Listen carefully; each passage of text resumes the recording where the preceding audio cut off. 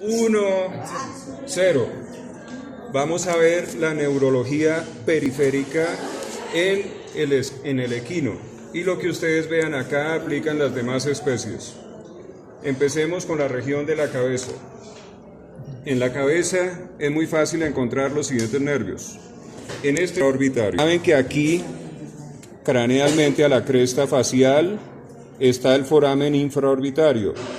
Ven que esto, que parece un músculo pero no lo es un gigantesco nervio que se llama ¿cómo se llama? Infraorbitario. No me lo confundan con los músculos, ¿no es cierto?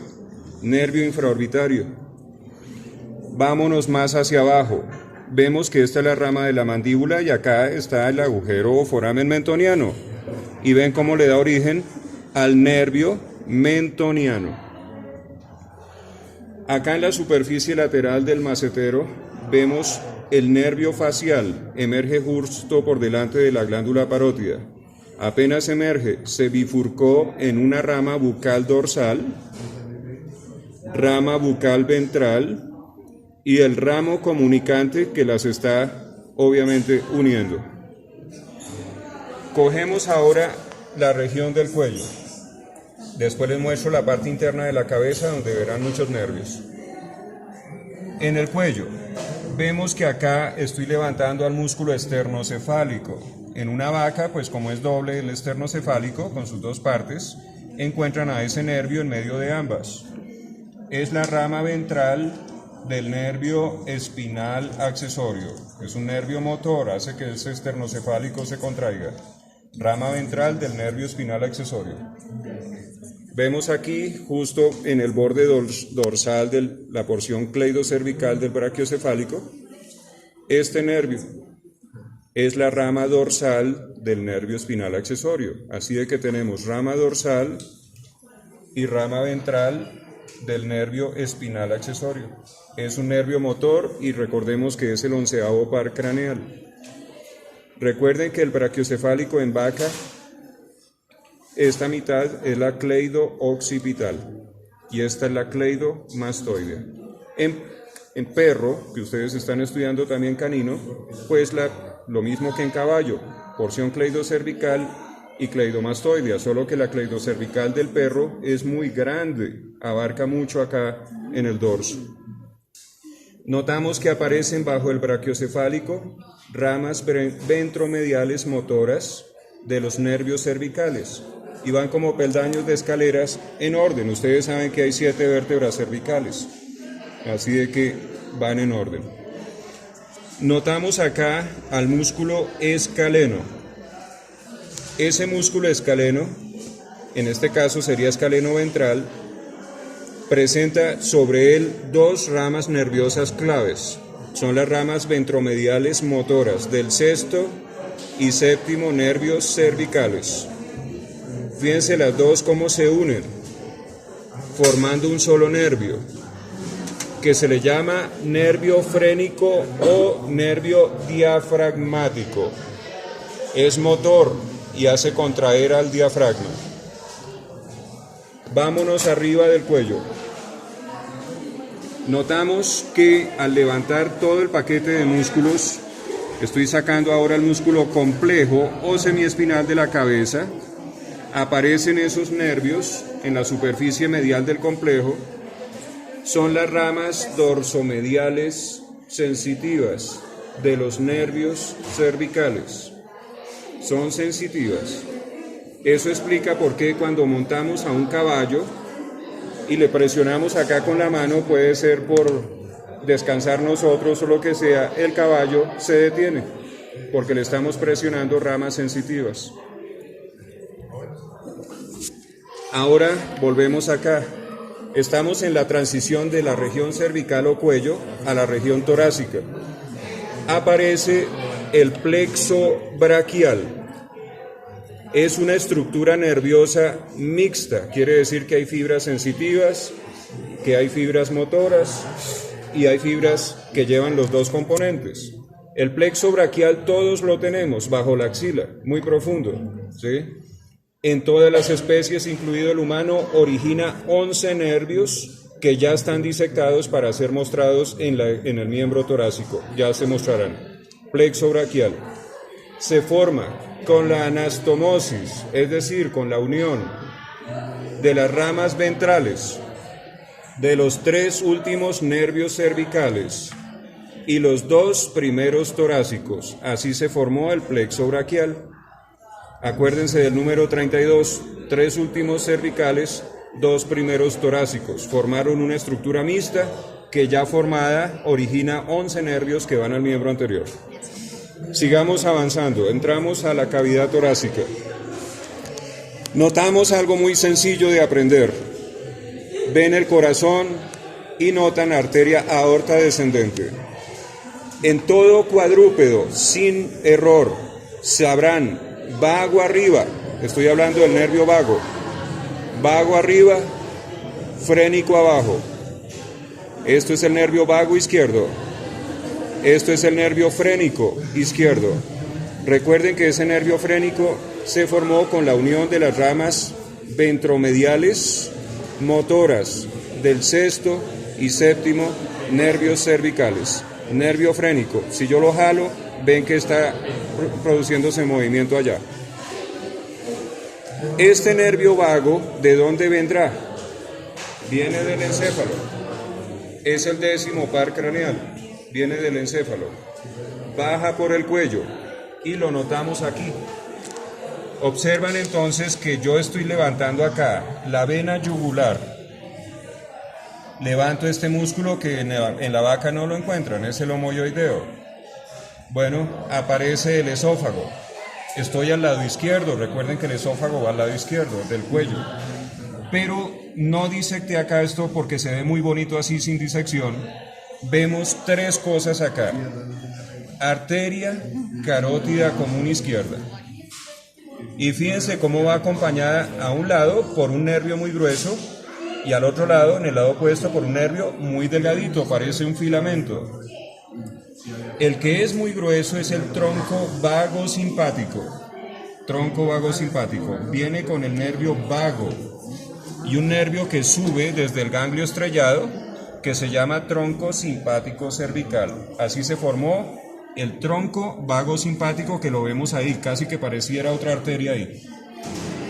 Bueno, dejemos el tronco vago simpático, seguimos ese tronco hacia acá y se separó acá. Entonces aquí está el vago. Dese en cuenta cómo el nervio vago formó un nervio acá. Es su porción motora que se desprende. Es el nervio laríngeo recurrente. Se desprende del nervio vago. Ese nervio laríngeo recurrente viene desde arriba, se desprende del vago y se devuelve, vuelve a subir y forma lo que vimos acá, a este filamento delgadito que es el laríngeo recurrente.